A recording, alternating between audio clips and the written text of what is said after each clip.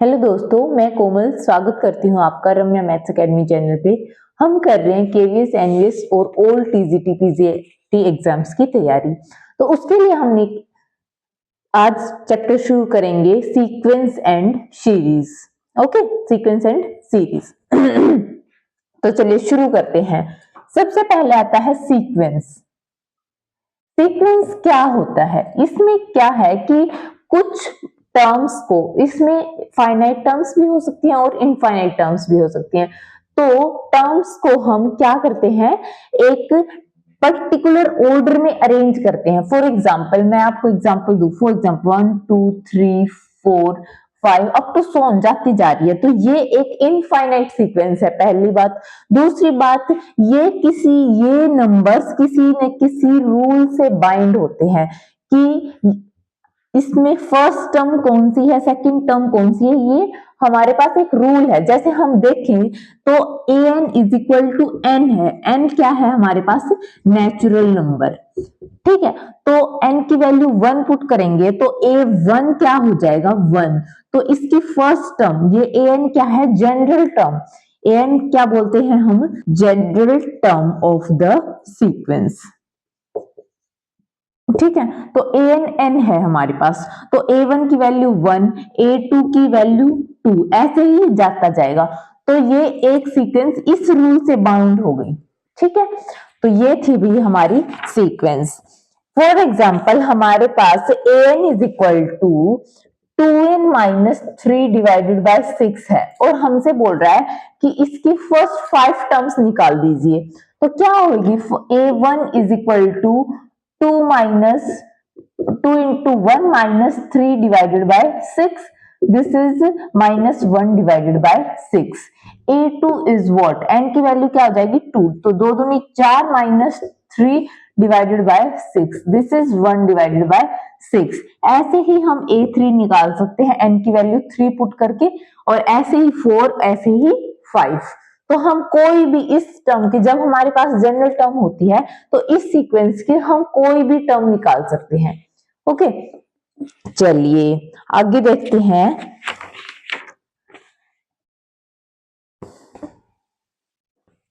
तो अगर ऐसे ही हमारे पास an is equal to n square है और बोल दे फर्स्ट 6 टर्म्स निकालो, तो a1 a2 a3 up to सोन निकाल सकते हैं। n की वैल्यू 1 पुट करो, 2 पुट करो, 3 पुट करो। ओके, ठीक है भाई, इस एक्सरसाइज में इतना ही था। अगली देखो, नेक्स्ट आता है हमारे पास अर्थमेटिक प्रोग्रेशन, एपी भी बोलते हैं हम इसको। ये एपीजीपी यही है आपके सिलेबस में, सीक्वेंस एंड सीरीज में। जब हम आगे जाएंगे, हायर क्लासेस में जाते हैं, तब इसका और डीप में आता है सीक्वेंस एंड सीरीज का। ठीक है, तो चलिए भाई, ये क्या है कि अर्थमेटिक प्रोग्रेशन क्या होता है, इसको मैं एपी लिख देती हूँ। ठीक है, तो क्या होता है इसमें, जो सीक्वेंस की टर्म्स होती हैं वो एक डिफरेंस से, डी डिफरेंस से बाउंड होती है। मतलब कि a1 a2 a3 up to सोन, ये अगर टर्म्स हैं तो an और an माइनस 1, इनका डिफरेंस है वो कांस्टेंट रहेगा। डी वो कांस्टेंट रहेगा। तो इस टाइप की सीक्वेंस को हम बोलते हैं अर्थमेटिक प्रोग्रेशन। ओके, तो अगर मैं इसको लैंग्वेज की फॉर्म में लिखना चाहूं तो क्या बोलेंगे? A sequence in which the difference between every term and the one preceding it is always constant. हर एक टर्म और उससे पहले वाली टर्म के बीच का जो डिफरेंस है वो हमेशा क्या रहेगा? कांस्टेंट रहेगा। ये होती है हमारी अर्थमेटिक प्रोग्रेशन। अब देखो भाई, इसको जनरल टर्म को हम किससे रिप्रेजेंट करते हैं? an से। अब an की वैल्यू क्या होती है? an की वैल्यू होती है a plus n minus 1 into d. यहाँ पे a क्या है? First term of the sequence, first term. और d क्या है? जो इनका कॉमन डिफरेंस है। ये क्या है? Common difference. ठीक है, ये है भाई an। ओके, ये nth term of the AP, ये n an है तो कौन सी टर्म होगी? ये nth term of the AP. Arithmetic progression की nth टर्म है ये। ओके, चलिए अब अगर हमने पहले भी, आप वीडियोस में जाके देखोगे, मुझे अब ध्यान नहीं आ रहा कौन सी में बात की थी, हमने ये देखा था कि फ्रॉम द लास्ट मतलब nth term from the last, ऐसे हम बाइनोमियल में कही थी, हमने बाइनोमियल थ्योरम में हमसे अगर पूछ रहा था वो कि इसकी nth term from the last है, ठीक है, तो उसमें क्या होता है कि देखो जैसे कि मान लो कितने भी नंबर ऑफ टर्म्स हैं, अब फ्रॉम द लास्ट अगर kth term from the last है और total number of terms n है, तो n में से k हटा देंगे, तो ये कितनी, ये जो बाकी टर्म्स बच गई ये बच गई, ये k हमने हटा दी। अब इसमें 1 ऐड कर दो तो ये जो टर्म है ये kth term from the last हो जाएगी। तो कहने का मतलब जो nth term from the last वो क्या हो जाएगी, अगर total number of terms n है और nth टर्म फ्रॉम लास्ट बोल रहा है, ये nth term from last, last में से nth टर्म निकालनी है हमें, तो वो हो जाएगी m माइनस n प्लस 1, ये term from starting, from the starting, initial, from initial भी बोल सकते हो आप इसको, ठीक है। स्टार्टिंग से कौन सी टर्म होनी चाहिए, m माइनस n प्लस 1, ठीक है। अब देखो, अब आती है प्रॉपर्टीज ऑफ एपी। अब देखो भाई, एपी की प्रॉपर्टी ये होती है कि इस सारी ही टर्म्स में अगर आपने कुछ भी इंक्रीज किया तो भी वो एपी ही रहेगी, ऐड किया मतलब कुछ माइनस किया वो होना चाहिए सेम। क्या मतलब, अगर each term is increased by, पहली बात है चाहे तो आप इंक्रीज कर दो, हर एक टर्म, यह है ईच टर्म, इंक्रीज्ड बाय हो या फिर क्या हो, डिक्रीज्ड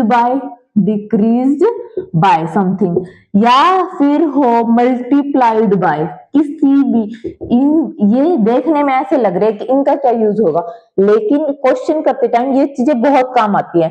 अब पूरी एपी है, हमें उसकी प्रॉपर्टीज देखनी है, उसमें अगर कुछ कॉमन आ रहा है तो उसको आप हटा सकते हो इजीली, क्यों, क्योंकि फिर भी वो एपी ही रहेगी, ठीक है। या फिर मल्टीप्लाइड बाय, या फिर क्या, डिवाइडेड बाय, अगर सारी टर्म्स को आप किसी, हर एक टर्म को किसी कांस्टेंट नंबर से चाहे इंक्रीज करो या डिक्रीज करो, मल्टीप्लाई करो या डिवाइड करो, तो वो फिर भी एपी ही रहेगी, तो वो रिजल्टिंग जो सीक्वेंस है वो स्टिल एपी है, ठीक है। ये है हमारी एक प्रॉपर्टी, ठीक है। चलो अगली प्रॉपर्टी क्या कहती है, in an AP of term the sum of the terms equidistant from the beginning and end is always same and is equal to the sum of first and last term. देखो भाई क्या मतलब है इस बात का, हम प्रॉपर्टीज के थ्योरम पे तो नहीं जाएंगे कि भाई ये प्रॉपर्टी प्रूव कैसे होती है, लेकिन हमें ये पता होना चाहिए कि कह क्या रहा है, क्या कह रहा है कि the sum of terms equidistant from the beginning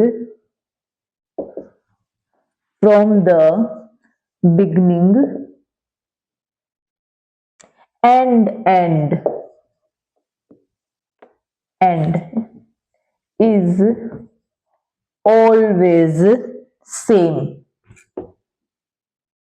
वो सेम होता है, ठीक है। क्या, sum of terms equidistant from the beginning से भी वो उतनी ही दूरी पे है और एंड से भी वो उतनी ही दूरी पे है, तो उनका जो टर्म्स का सम है वो सेम होता है, एंड वो होता किसके इक्वल है, एंड इज इक्वल टू किसके इक्वल होता है, sum of first and last terms,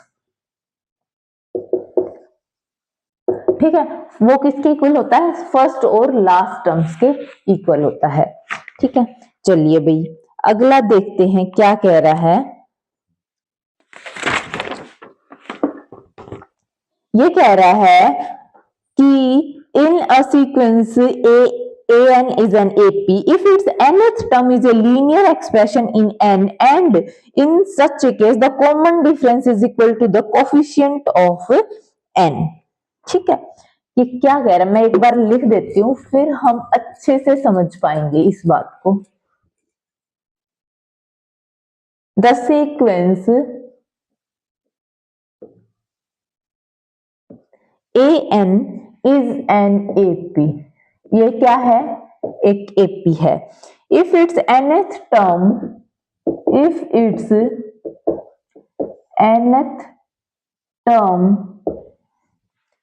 is a linear expression in n, जो इसकी nth टर्म है वो क्या है लीनियर एक्सप्रेशन इन n है and in such a case the common difference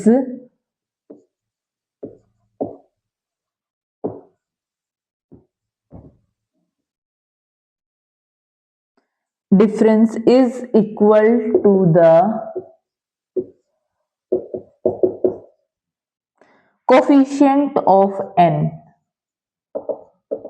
अब देखो भाई ये क्या कह रहा है फॉर एग्जाम्पल कि जो an है हमारा वो है an प्लस बी, ये क्या है लीनियर एक्सप्रेशन इन n है।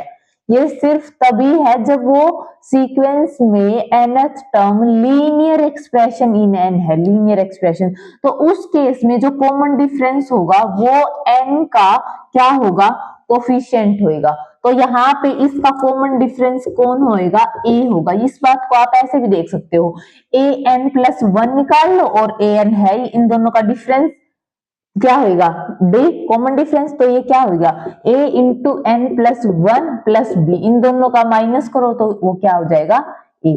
तो common difference is the coefficient of n in case the nth term is a linear expression in n।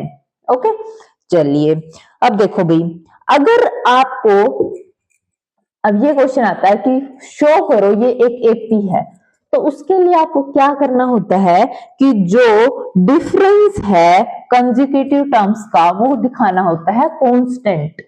ठीक है, फॉर एग्जांपल जैसे 12 5 -2 -9, पहले तो शो करो ये एक एपी है, तो उसके लिए आप क्या करो इन कोई भी आर्बिट्रेरी टर्म्स का डिफरेंस है वो कांस्टेंट दिखाओ।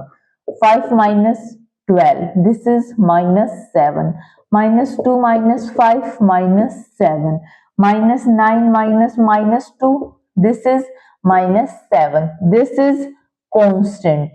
इसका मतलब ये एक एपी है।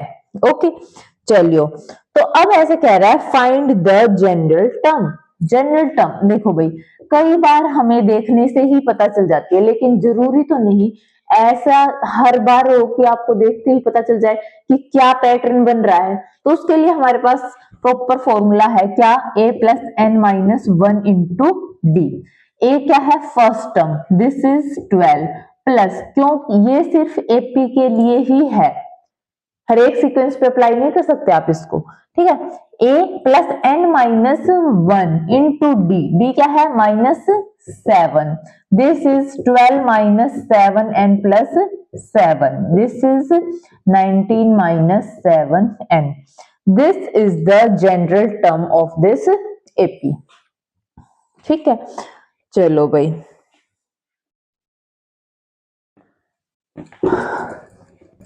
नेक्स्ट क्वेश्चन देखो,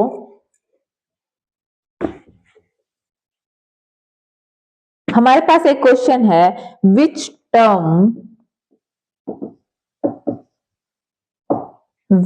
टर्म ऑफ द एपी, कौन सी एपी क्या है 11 17 23 up to so on is 551, कौन सी टर्म है इस एपी की, कौन सी टर्म ये है। अब हमें पता है कि जो जनरल टर्म होती है वो a plus n minus 1 into D होती है। ये अगर मैं इसके इक्वल पुट कर दूं तो यहां से n वैल्यू पता चल जाएगी। कैसे?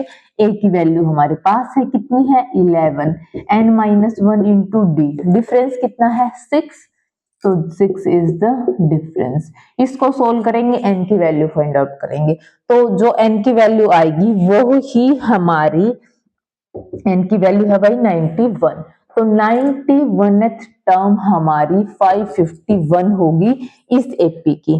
ठीक है, अब देखो, अब ये ऐसे भी पूछ सकता है कि कोई टर्म दे दी, तो हमसे ऐसे पूछ ले क्या ये टर्म इस एपी की हो सकती है, तो उसके लिए भी हमारे पास प्रोसीजर है। क्या? देखो एपी है एक,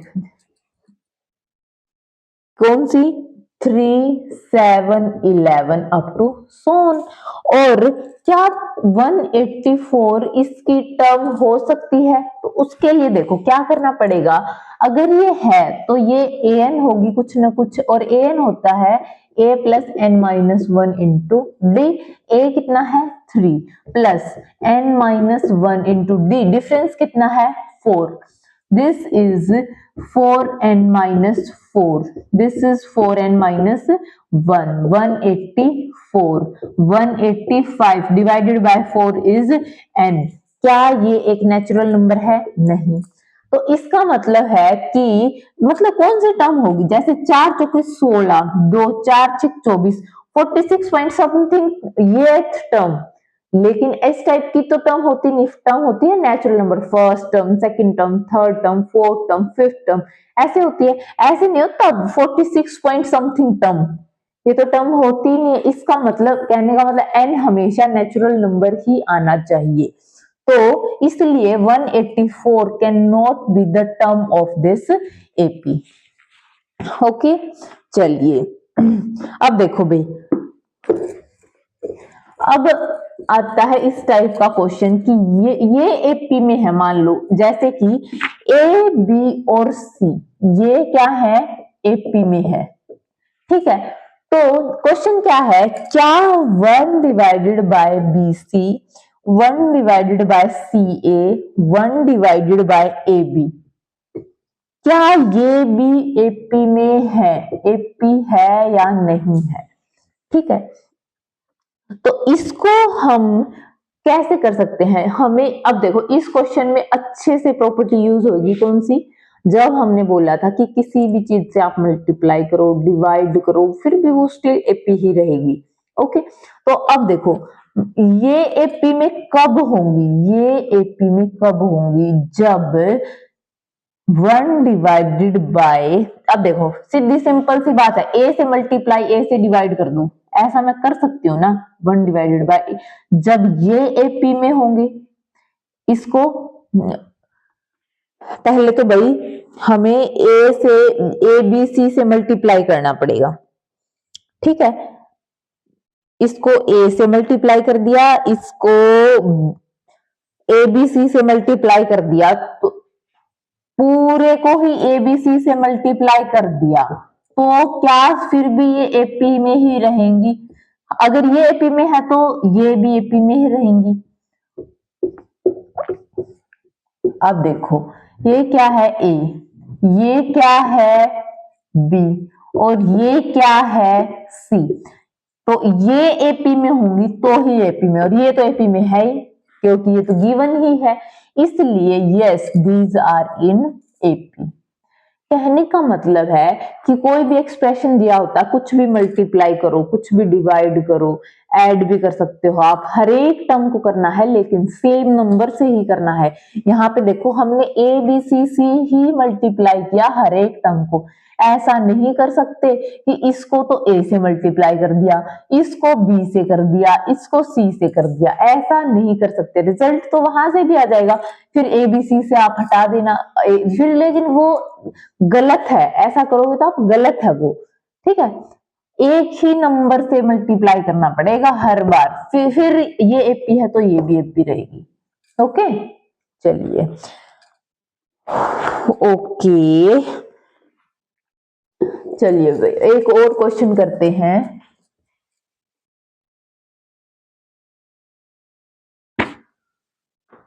the product of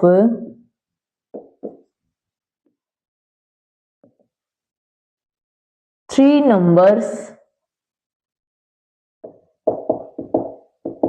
in AP is 224 and the largest number is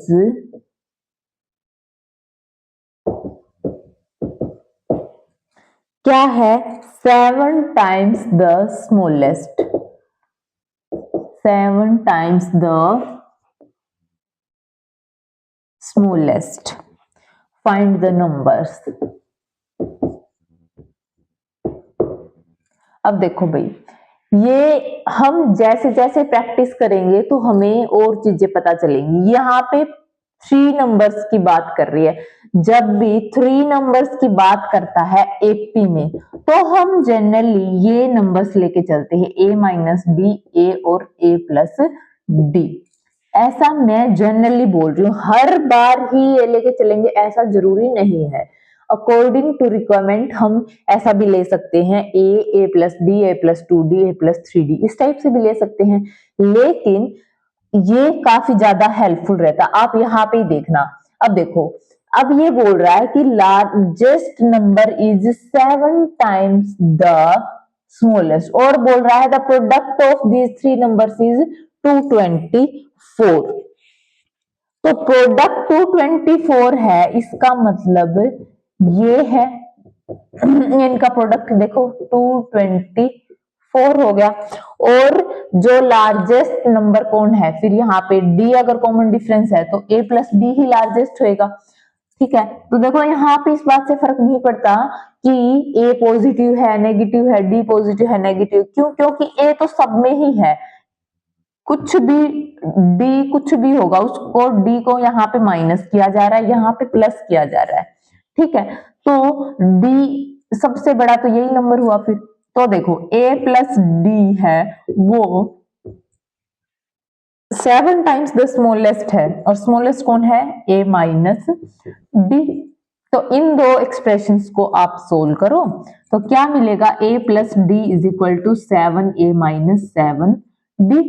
तो ये क्या हो जाएगा? 6a और यहाँ पे minus 8d, this is 8d। 2 3 6, 2 चौके 8, a is equal to 4d divided by 3। और a की वैल्यू यहाँ पे पुट करोगे आप, कैसे? a into A square minus D square हो जाएगा, a plus D, a minus D, this is 224। ठीक है, और यहाँ पे भी a, यहाँ पे भी a, फिर वहां से d की वैल्यू आप निकालोगे। तो ये सिर्फ कैलकुलेशन बच गई, कैलकुलेशन आप कर लेना। मैं आपको आंसर बता देती हूँ। इसका आंसर है d की वैल्यू 6 आएगी बेटा, यहां से d की वैल्यू आई 6। ठीक है, और a की वैल्यू कितनी आ जाएगी? फिर d अगर 6 होएगा, 3 दूनी 6, 4 दूनी 8, तो a की वैल्यू 8 आ जाएगी। तो हमारे पास नंबर्स चाहिए थे हमें, तो a माइनस डी, a और a प्लस डी यहाँ पे पुट करेंगे। तो 8 माइनस 6 इज 2, 8 और 8 6 14, a माइनस डी, a और a प्लस डी, 2 8 और 14, these are the numbers. Okay, चलिए ठीक है भाई, आज के लिए इतना ही। मिलते हैं अगली वीडियो में, तब तक के लिए आपका बहुत बहुत धन्यवाद। आपका दिन अच्छा रहे। अगर आपको मेरी वीडियोस पसंद आ रही हैं तो please like share and subscribe. Thank you so much.